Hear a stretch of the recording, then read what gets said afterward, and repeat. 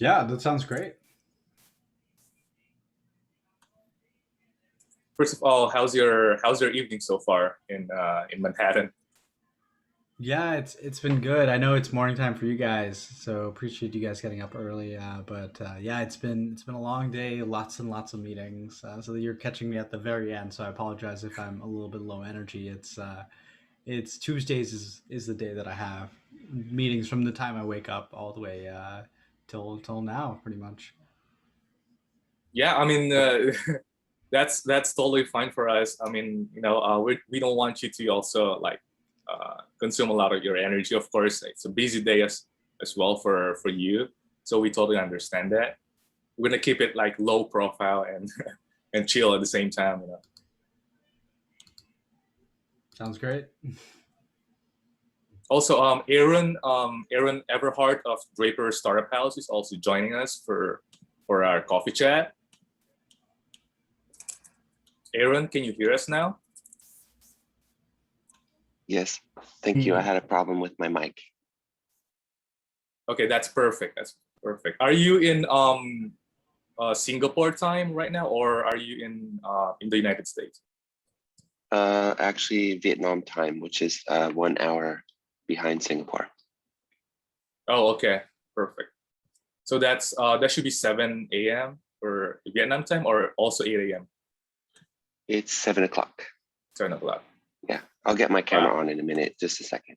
Yeah, totally. Thank you so much, and yeah, thank you for getting up early also. No, no worries. I'm usually up pretty early. Okay.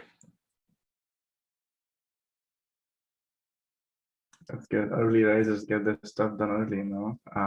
That stuff done. I remember when I was in LA, I had to get started with my daily job at 6 a.m., which will be 8 a.m. in Iowa time. And I'll be starting up at the same time when I start at 8 a.m., but I'll be getting done with my work so early. And then I have rest of the day from 3 p.m. to do whatever I want to work on, or if I want to just go around with my friends, I can do that. So definitely, it helps a lot. Yeah.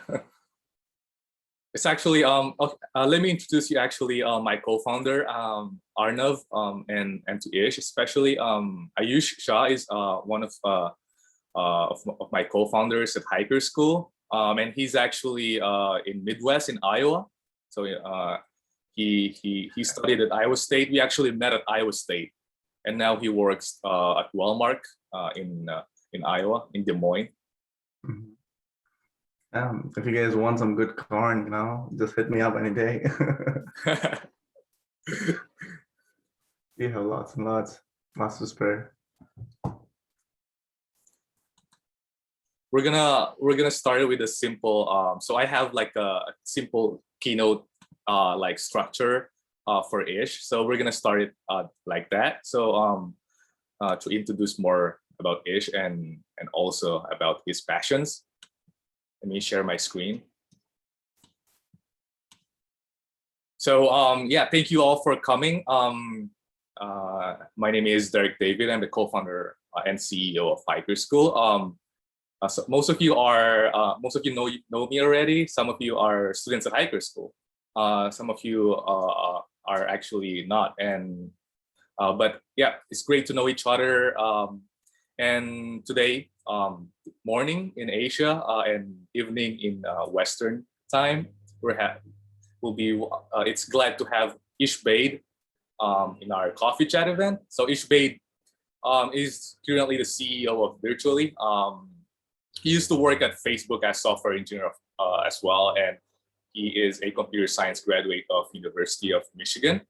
So aside from that, we're also going to talk about how Ishbait is a passionate writer overall, and I love his writing. Like I get a lot of value from his content that we all see in LinkedIn and Twitter as well. And at the same time, he also is a podcaster and a big advocate of future of education. So also me and Arnav are also big advocates of future education. So we're so happy to have you, Baid, in our chat. It's like it's like aligning together. So it just feels amazing to have you to have all of us in one room. So this is like to make a summary of Baid. Indian parents, but born and raised in Canada, now living in New York City, right? So yeah, that's who Baid is, and today we're gonna focus on topics of building remote relationships. That's one of Baid's Ish's expertise that help him build his career, and especially right now that he's building virtually. And also we're gonna talk a little bit about future of education as well, of course. So Ish started, of course, when he went to University of Michigan. So you studied there, and I remember reading a story on Medium how you were giving tips on University of Michigan, but generally like college tips, because I noticed like most of your tips are applicable also in other universities. Like you have Jimmy John's and you have insomnia cookies. And I remember that at our university we used to have them too. So we used to have the same kind of tradition or habits. So that kind of inspired me that. So yeah, Ish is a University of Michigan computer science graduate. Ayush is also a computer science graduate, and I also studied for computer science at Iowa State. So it's also have the same one. So and then I saw this picture of you meeting Mark Zuckerberg. So this is of course back when you used to work for Facebook. How was it like when you met Zuckerberg for the first time? Yeah, this was back in my internship in 2016. We every quarter Facebook hosts a hackathon, and so me and some friends, we put together a project that we thought could add a lot of value to the Messenger user base, and ended up getting selected as one of the finalists. So from Seattle, they flew us down to Menlo Park, and they said that Mark really wanted to stream. This was the time that live streaming was really taking off, so he really wanted to stream the event and have a few teams present publicly. And so we were one of the teams selected to present publicly, and it was a lot of fun. Again, it was a short presentation, but we came in, we showed them what we had built, which was the polling feature in Messenger. Which, if anybody uses Facebook Messenger, it's still in the app today, and it's widely used. And yeah, just gave our pitch and then walked out. Wow. So of course, part of the hackathon is the enjoyment, right? But what is it that that challenge that you encountered in that hackathon that you think you surpassed to become one of the grand finalists? Yeah, I mean, ultimately, it was just something that it seemed like the people resonated with. So we at the time, the reason I stumbled across the problem was me and all the other interns. We were in this massive group chat, and in terms of coordinating with one another, it was often difficult. Everybody would just kind of voice their opinions, and so one of the things that we thought was like, hey, wouldn't it be easier if there was a way for us to get a gauge for how this group is feeling about any specific activities? So we ended up, just creating a polls feature because it was to solve a pain point that we had. And at the end of the day, it was something that resonated with the judges, with the audience, and it got a lot of traction internally. And so because of that, we were selected. And then afterwards, we through this live streaming event, it had also created excitement throughout the company. And so the team that worked on Messenger felt the need to actually accelerate the roadmap. So they were planning on eventually working on this, but it became clear to them that, hey, this was a big opportunity, and thus polls in Messenger was born. Wow. So that's a great way to explain it. It was clear and concise. But some of our people and students, like specifically, might want to know how is it like to meet Mark Zuckerberg? Was he like soft spoken, like most people say? Yeah, again, it's just a normal guy. I think again, I think it's it can be quite intimidating when you meet people in real life that are such highly regarded. But at the end of the day, just a regular guy. We obviously, because we were being streamed, he did his best to present himself in a manner and really promote the internship program, because we were all interns at the time. But I. I don't know. It's hard to say. I mean, he's just a regular guy. So I mean, I know that initially when I was meeting these really reputable people, influencers, internet celebrities, I used to get really nervous before I was doing it. But over time, you have to you don't have to put them on a pedestal. They're people just like you and me, and you'll have the chance to interact with them if you see them as regular human beings and have an opportunity to solve a problem for them. And of course, after that, you arrived at that time where you had to leave Facebook because you found you started exploring more opportunities. This started, of course, when you started doing cohort based courses, and then Right. like in this one, March 8th, 2019, it was your last day at Facebook, and you turned in your ID badge at the building, and you changed direction. You started like working for you started exploring the ideas, more ideas for education technology. So how was that like? Yeah. Yeah. Yeah, certainly. I mean, so being at Facebook, I learned a lot. There was a lot of really wonderful people there. It though I think after a certain period of time, once I was there full time, I realized it was just not the right thing for me. I thought a lot of the creativity was sucked out of it just because it is a big company at the end of the day. And so I've always been pulled to startups. I've always been fascinating about building things from scratch. And, being an immigrant, it was just really, for me, I was really touched by education growing up, or at least the lack of opportunity because of education. And so one of the things I was always drawn to is like, hey, how can we make education better? How can we make it more accessible, more affordable? And my parents, they weren't, despite the credentials they had, the education they were provided and really create opportunities, they had to create them for themselves. Same with me. So yeah, I saw this opportunity that, like, hey, with technology we can make education better. And so March 8th was, yeah, I left Facebook and tried to build a company which was virtually. And so it's been 2 years now since we've been running virtually, and we've had some moderate success, but there's a long way to go. There's a lot to build. There's a lot of problems in the world that can be solved with software, and we're hoping to be one of those companies that makes a dent. So yeah, that's very well said. How you explain how you came up with virtually. But also you started like a few cohort based courses back also when you were working at Facebook already, right? No, I actually started a few cohort-based courses after I left Facebook. So what I was iterating through a few different ideas. Initially, the idea was to kind of provide helping creators monetize through one-on-one coaching. Ultimately, that couldn't find legs, so moved towards group coaching, then mastermind groups, then tried like a cohort-based courses, but kind of a one-to-many model.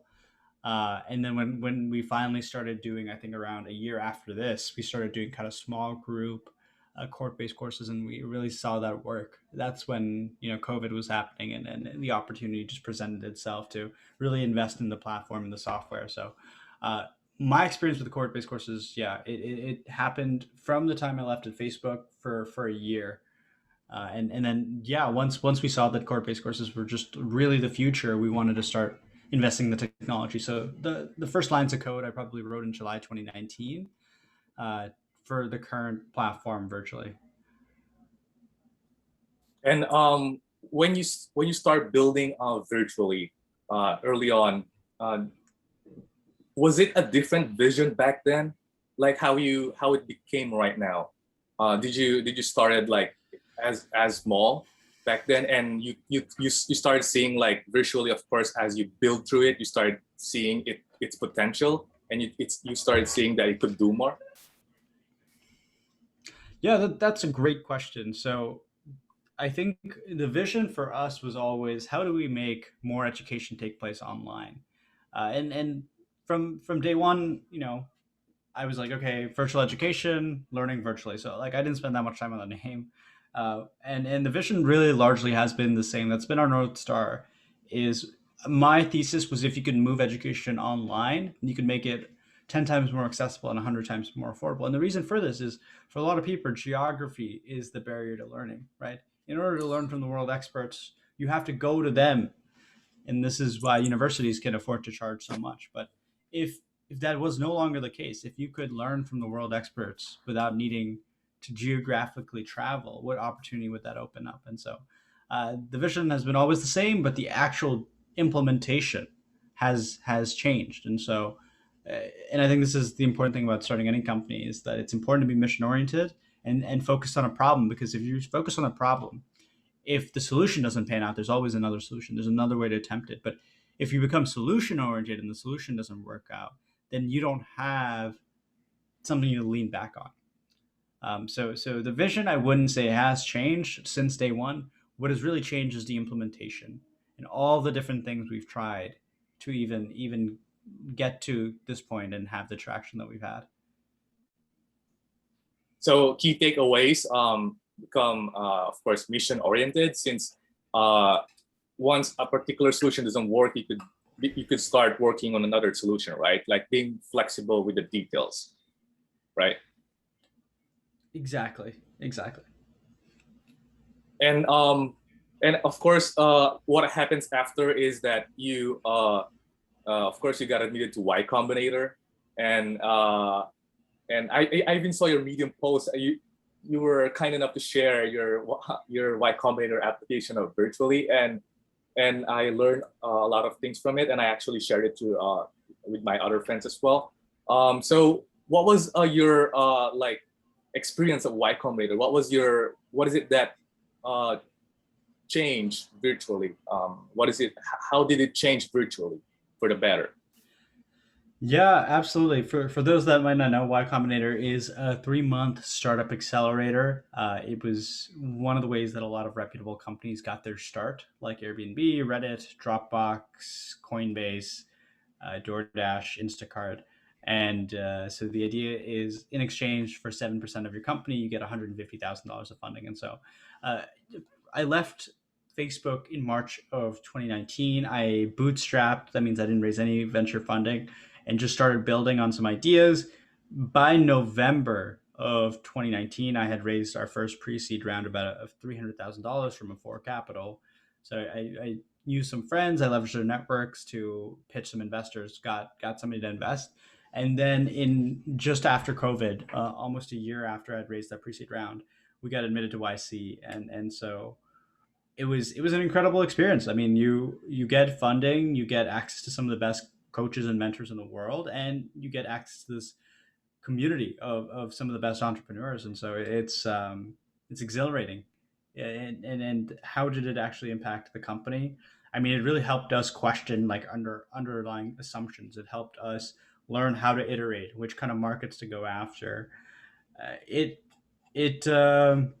created kind of this race to hit specific key milestones, right? I think one thing kind of people misinterpret about YC, it's not like you're supposed to build a massively successful company in 3 months. No, it's just to show how much can you get done as a founder in 3 months. And if you can if you can hit your key milestones, well, then that is a great way for great reason for other investors to come in. So on the back of YC, a lot of companies are able to raise their seed round. And so we were also able to raise our seed round, and from that we were able to hire out a team, invest in the product, really scale out our marketing and sales efforts. So yeah, that's very well said. So if there's one thing that you would, let's say, you would advise to entrepreneurs that are, let's say, starting their first company or startup, without even mentioning the word Y Combinator, what is it? It's solve a problem that people have. I think that one of the things is people start companies for the sake of starting companies. For ultimately they see it as an opportunity to get wealthy, and there's a lot of other reasons to start companies. Whatever your motives are, I think what's more important is how to be successful. Just comes down to, can you solve a problem for somebody? Like, can you build software that people are willing to pay you for? And a lot of people, right? That's hard. Turns out it's a very high bar. If you right now, like if you're working on an app, like try to get people to pay you for that app. It's that aren't your friends and family, people who are random strangers. The only way they do this if you've solved a problem for them, right? And so that's a lot of work. And the way to do it, the best way to do it, is to pick an industry that you're passionate about, that you know something about, and then go talk to people in the industry and ask them what problems they have. And then once you have the problem, then focus on that problem and think about all different, brainstorm solutions, create an MVP, test it, and then keep running the cycle over and over again. You're not going to get it right your first time. You're not going to get it right your second time. You might get it right on your 23rd time. So it just keep iterating, keep learning. That's amazing, Ish. Yeah, we might have to quote you on some of your on your advices. Thank you so much for that. And also, what I like about you, like I've mentioned before, is your content writing. You write a lot. So I just want to know when did this passion for writing start? I started writing about a year ago, and for me it's been a great way to keep other people a part of the journey, to share the journey with others, friends, family, whoever's interested. I don't do it for anybody else. I do it for myself. I enjoy the process, and writing helps me internalize the lessons that I'm learning. So it's less so that I'm trying to provide value, though I'm glad that people do get value out of it. It's like, hey, these are the, me, this is what I've learned in this journey. And if this can help even one other person, it's worth getting it out there.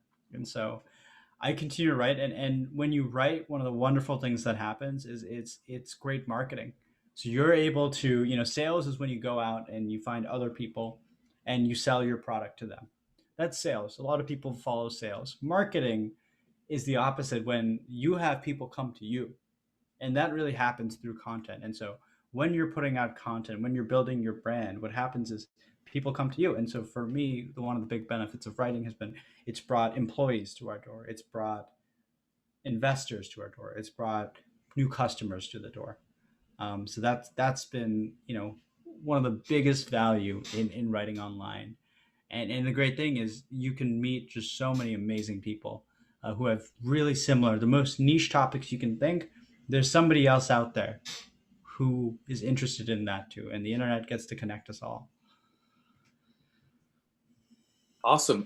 Yeah. By the way, Ish's writing is really amazing. You can check him out on Medium, on Twitter, and also on LinkedIn. He writes a lot. So and everything he writes is also is valuable. So you get a lot of learnings from it. It's not like random tweet where you just read it and that's it. But Ish's writing is incredibly exceptional, and it's toward mostly on the future of education. And it's just also let's also talk about your podcast. So your podcast has been, let's say, one of the north stars of your career as well, right? So when did you start? When was your first podcast? Yeah, I appreciate Arnav's comment. I'm glad people are getting value out of it. Honestly, I started it a year ago with the mission of, hey, education is going through this massive transformation right now. I saw what was happening with COVID, and I saw all this transformation to online education. And at this point, I had been tracking it for a year because I'd been in the industry, and I'd made some amazing relationships with other people who really were building for the future, and I wanted to share what they were building, but I wanted to learn. And so the podcast has been kind of an unfair advantage for the business, because it's been a way for me to digest decades worth of knowledge and expertise into an hour long conversation, to learn from the best in the industry, and as well just to build our brand, and learn to storytell. So it's been great from like the relationship building. It's been great from personal development. It's been great from building out the virtually brand. And so we started about a year ago, and it's been fantastic. We're able to reach so many people across the world, and we're able to help empower other educators who are trying to build online court-based courses, and that's ultimately how we see the world can be a lot better. Can be a lot better if we have more people building these types of programs. They're not easy to build. They're really, really hard, but they make education more accessible. They give more people access to education opportunities, and that's the big thing we're fighting right now is how can we deliver more accessible education that delivers tremendous outcomes. And so the stuff that you, Derek, and your team is working on, and the stuff that Arnav and his team is working on, that is just some of the most impactful work that you guys could be doing right now. And yeah, that's very well said. One thing that we also want to emphasize is how I remember when you said that when before doing the podcast, you were meeting people online in a very different way, but you use the form of podcasts to meet like people that you admire, right? You used to invite them for a quick chat, just a quick chat, and you said that it will be recorded. So the person weren't expecting any kind of fancy professional kind of meeting, right? And yeah, tell us more about that. Exactly. So, me having written on LinkedIn and Twitter, I often get people to reach out and ask, hey, do you want to grab coffee? And the thing is, as much as I would love to, I can't grab 1,000 coffees each week. And so, in terms of networking, I think at one point that was the common advice, was to reach out and try to network with people that you admire, but it just doesn't work anymore.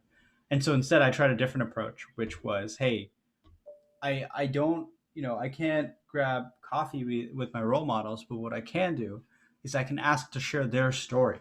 I can try to help promote their work through the podcast. And turns out it's difficult for people to make time to grab coffee and give you advice, but to help build their own personal brand, to help share their story, everybody wants to do that. So it was the ultimate cheat code to getting my foot in the door. Hey, I gotta admit, I applied your technique with other people and it worked. And also for you, when I started learning it, I also like practice it for myself when I asked you to for this coffee chat event for hyper school. There you go. There you go. It works. It works. Works I mean, perfectly. a testament to that. Yeah. So it's also like you said. Right now that we're mostly living in, of course, we're working remotely. There has been a lot of new challenges, especially for building relationships. Since it wasn't like before COVID, where we used to meet a lot of people most of the time in real life, like in person. But right now it's mostly remote, and I believe the future is only gonna be mostly remote, and then less on in-person interactions.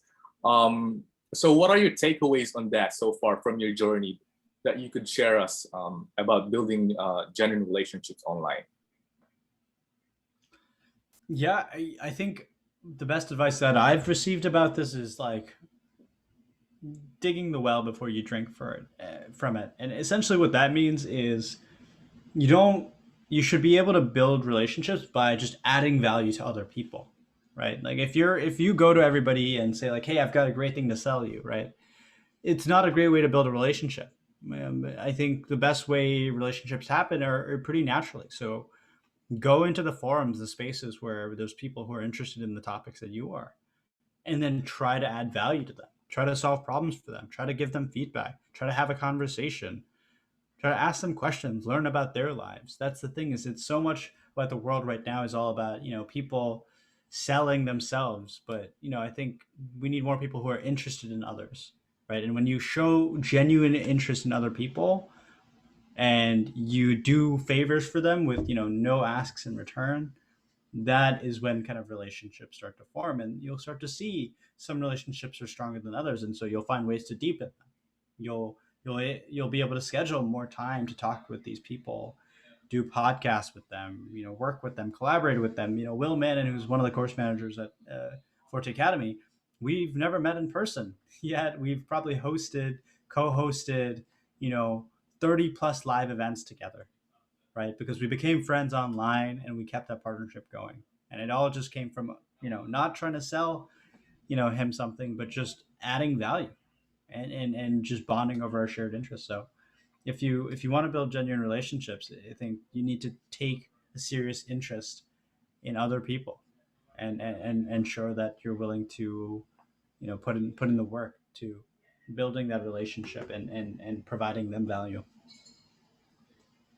Absolutely. Nobody likes being sold, right? At least the feeling of being sold. Exactly. And yeah, that's adding value. Because a lot of people, they try to rush it, right? Whenever they connect with someone, they try to get to the point, in what they need and ask for favors. But it usually doesn't work like that, of course, right? That is, when you do that, it's less likely the person will respond to you at convenience, right? Exactly. So it's like first important to show interest, just like you said, and provide value, and like also when like emailing or sending messages, being concise is also important. Or let's say when you create your subject line on your email, right? Instead of like trying to make it general, like it's like it's difficult to understand from the receiver's point of view. You could like make it short, like we could help you with this, we could refer you this, so that way it's already clear that you're providing value on the email, right? So let's Yep. backtrack a little bit on your time on Facebook. So you were a software engineer at Facebook, right? Right. And some students might be interested in career in software engineering in their career in the future, right? So what are your advices for aspiring software engineers? So of course they don't have to be specific, but they could be general as well. Yeah, I mean, the biggest thing is the best engineers that I know just love building things, and so if I think if you're continuously building, projects for yourself, again, it doesn't have to be for school or for a specific, project that you're doing for a class that you're taking. If you're just building out of curiosity, that's the thing that worked best for me. I learned software engineering not through classes, but through hackathons. So I would go to hackathons in college every weekend, and I would just build things. I would build projects that would solve problems in my own life, and hope that other people would use them too. And sometimes they did, and sometimes they grew into businesses, and sometimes I got venture funding from those. But the process of building is the process of learning, and so once you just become really you every time you build a new project, you pick up a new tool, and then you can start putting these tools together in interesting ways, and then you'll start to build up your portfolio. GitHub is really kind of somebody's modern portfolio if you're a software engineer, and companies look at that. And so if you're looking to break into tech, I think the best thing is to start building products, apps, and shipping them and showing them to recruiters. Yeah, it's actually it's definitely worth noting. That you also said that you learn more about being a software engineer by building projects in hackathons than when you were at the University of Michigan taking classes. So of course nowadays they're different. If you go to college, of course, it's less about it's less about learning, but more of like networking, meeting people.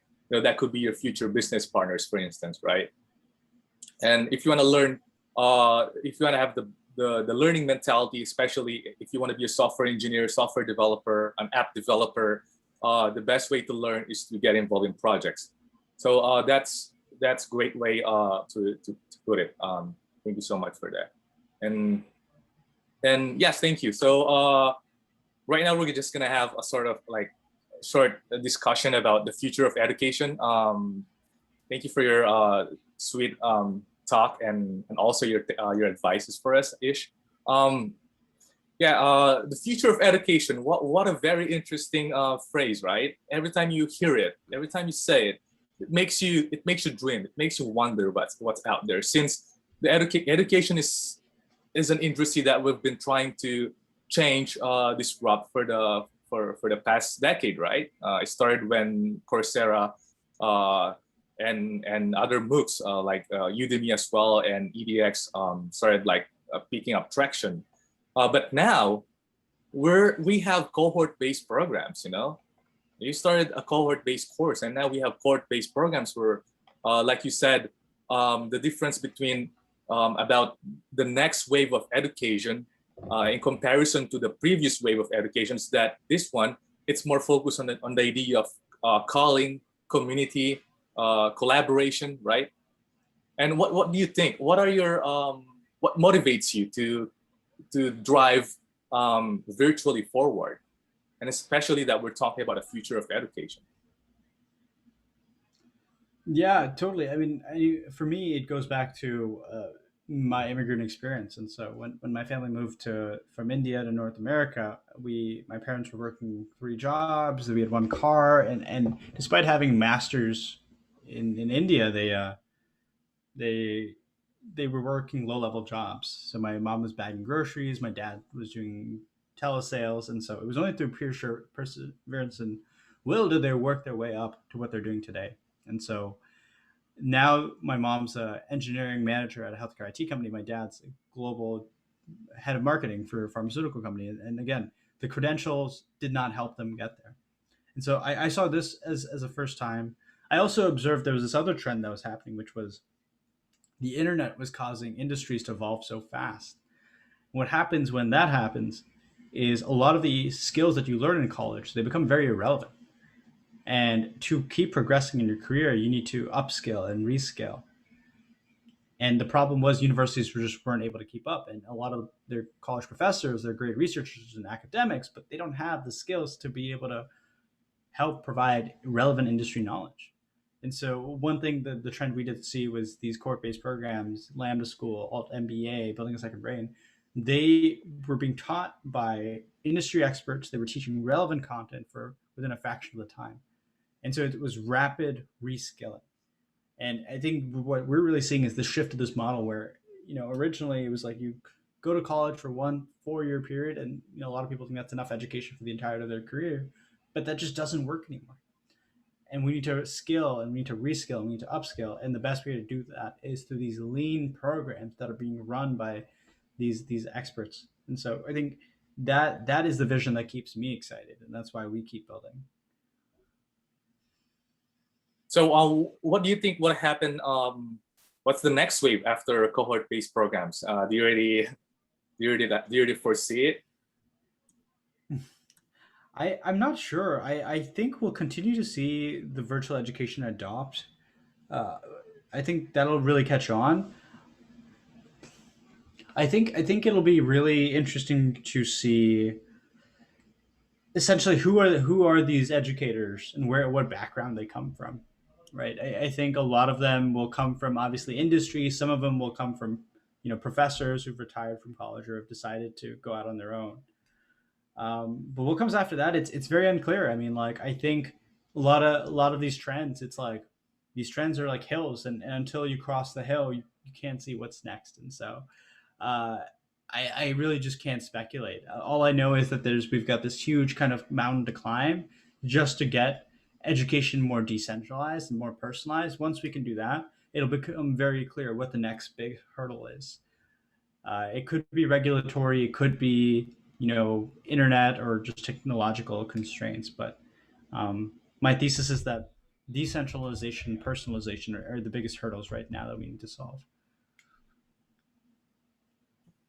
And of course, whenever we go after from this point and on, from cohort-based programs and courses, virtually will be there to help move forward, right?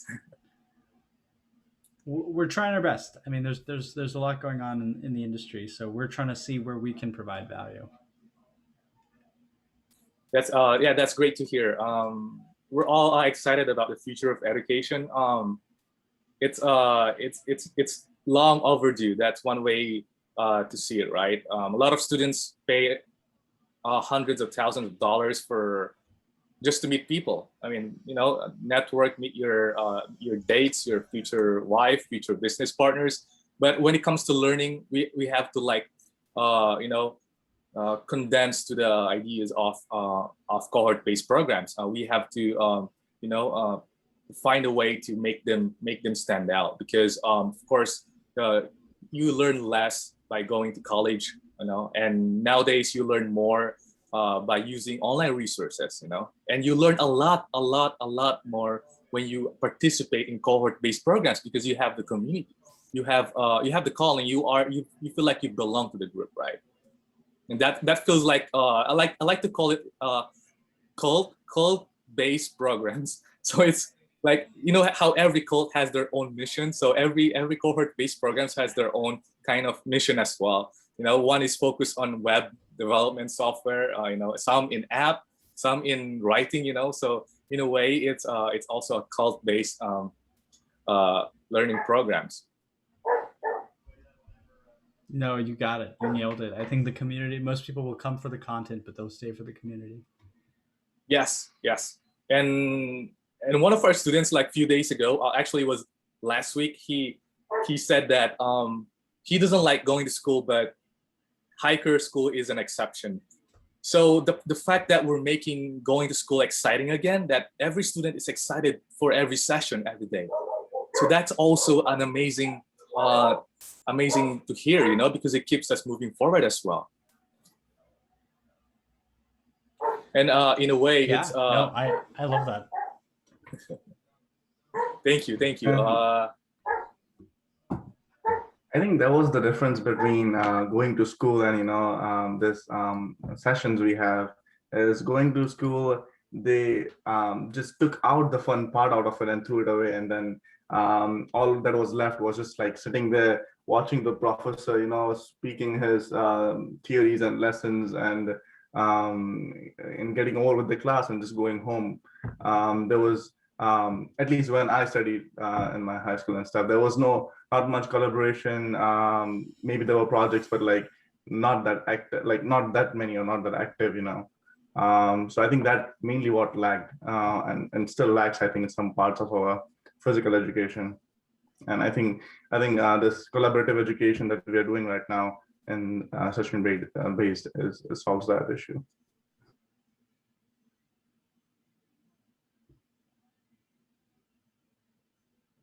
So we're gonna open for a quick question and answer. If some of you have questions for Ish, now is the time. So you can just put them in the chat, and we could or you could speak up. You could also open your audio and video. What is hi Ish? What is your app again? The program you're working on for this education? Yeah, so essentially we've built a platform to help people build cohort-based courses. And so we give educators, online educators, all the tools they need to run kind of their own online school, including payments, live classes, and student management. Yeah, do you have a website? Yeah, it's just tryvirtually.com. Okay, thanks. Hi, Ish. I love Paul Graham's book and his writing. Did you meet him? Paul Graham unfortunately retired from Y Combinator, so he's no longer active in the programming. So I am also a long time admirer of Paul Graham. Have not had the opportunity to meet him yet, but hopefully one day.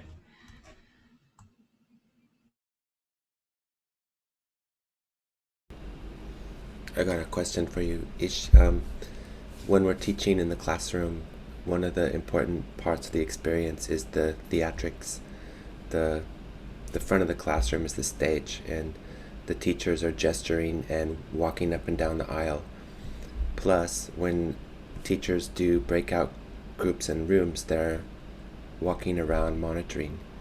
So, a couple questions. How can we bring that into the virtual world? And second, what can we do in the virtual world that we can't do in the classroom that could make up for some of the, the translation issues of going from offline to online? Yeah, terrific questions there. You're right. I mean, I think you do miss. There are things you're naturally going to miss out on with not being in a physical environment. That being said, I think the what you're gaining is something really powerful, which is this idea of you are able to connect to a much more diverse group. So no longer you're limited to learn just from the people who live in the same zip code as you. You can learn from the world experts of the world and get actual coaching. You're not just watching videos by them. You can get actually coaching and mentorship from them, no matter where you are. So I think just the cost savings and the accessibility that's huge. Uh, and I think that that is going to really come help us build the kind of hyper specialization. I think now there's going to be opportunity to specialize in these niche topics that before there just wasn't a market for. But the internet enables a marketplace for the most niche of topics. So that's really exciting. I think what we can see is more kind of smaller schools because of this kind of decentralization that's happening. And I think in terms of keeping students engaged, I think instructors are going to have to work a lot harder in a virtual environment when you are in front of a computer screen, which is one of the most distracting devices that you could have in front of you. You can't just assume that students are going to be able to stay engaged, and so you have to find ways to keep them engaged. You have to do breakout rooms. You have to ask them questions. Make sure it's discussion oriented rather than lecture oriented, which again was never the best way to teach. But in person, that was just kind of the default. And in a virtual environment, it forces you to think outside the box. Great, thank you.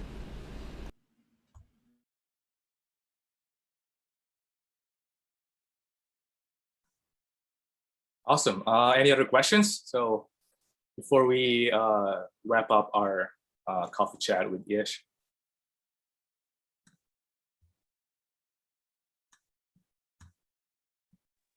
I just want to say one thing, not really a question, but I'm looking at the virtual website right now, and I really like the layout and the colors. So I just wanted to say, hey, it looks good. So I really appreciate that. I'll pass the feedback on to our designer, who will be thrilled to hear it. Yeah. By the way, Colby Hawkins is also one of the co-founders of Hiker School. He's based in Scottsdale, Arizona, and yeah, so it's glad to also connect both Colby and Ayush to Ish and each and everyone in this room. It's great to meet you all and have you all here. Yeah, amazing. Thanks for having me, guys. Thank you. One thing about your name, it's an adverb and it's in pretty much everyone's vocabulary these days. So it's really fantastic. But I just have one quick question. How often do people get confused in the office, whether they're talking about the company name or using the adverb? It's a good thing. I'm actually saying what you've accomplished here is brilliant in terms of naming. Just fun fact. I think it definitely virtually can definitely get a little bit confusing, especially with COVID. Like a lot of people use it often. Not as often as you would think. It turns out that I think generally, like when you're using it as an adverb, it's pretty clear. Just like my name can often be used as a suffix, but I generally know when people are talking to me. Yeah, I evaluate a lot of startup teams, and often the team page has the credentials of the founders, but I'm usually more interested in accomplishments. How do you build accomplishment building into the credentials that people might get out of a virtual learning environment?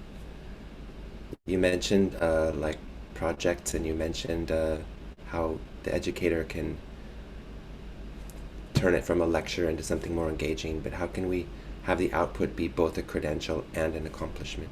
Do you have some cases that you could tell us about? Yeah, the way I think about credentialing, which is such a challenging problem, is that one, I think it's changing in that what employers are starting to see, that a credential in itself is not, good enough Yeah, it doesn't mean validation. too much. Yeah, yeah. I Or mean, you don't even when I was know an what intern at is Facebook, behind it. yeah, when I was an intern at Facebook, they told me that I could drop out of college and they'd still give me a job offer because I had already demonstrated that I had met the bar. So I think tech is adopting it first, and they're dropping kind of these college and degree requirements. I think that'll spread to other industries. The other part of it is also a lot of these new career paths. The credential doesn't matter as much as what you've done, right? And as somebody who's been a hiring manager, when I hire, yes, your college is just one, bullet point, but it's one of many different signals that I'm looking for. So some of the other ones that could be great is what projects have you worked on? What have you done? If you are applying for a sales role, you could tell me like, hey, I started my own e-commerce business and I sold that. I generated $50,000 of sales. Well, hey, that is so much better to me than somebody who went to college business school, because you did something. You sold. You know how to sell. And so finding a way to create a portfolio and actually practice what you're learning, that I think has to be the strongest signal. And yes, not all industries are going to be receptive to this change. That being said, you get a lot of you guys I know are in technology, and that is in technology right now. It is very much the shift is happening, and it's all about projects and your portfolio rather than credentials. Thanks. Thank you so much, Ish. We're of course everything right now is virtually, so it's but we're looking forward. We're looking forward to meeting you in person one day. Maybe have a real coffee chat, right? Yeah, thank you so much. Let's give Ish a round of applause. Thank you. Yeah. Thank you, Thank everybody. you so much No, for best of coming. luck. So much. Thank you Happy so to be much. here. Wonderful learning. Yeah. Thank you so much. Yeah. Well, of yeah. course. Thank you so much All right, again. talk to you very soon. Yeah, thank you. Have a great evening, Ish. Thank you so much, and we'll keep in touch, of course. Right? Thank you. Thank you. Thanks.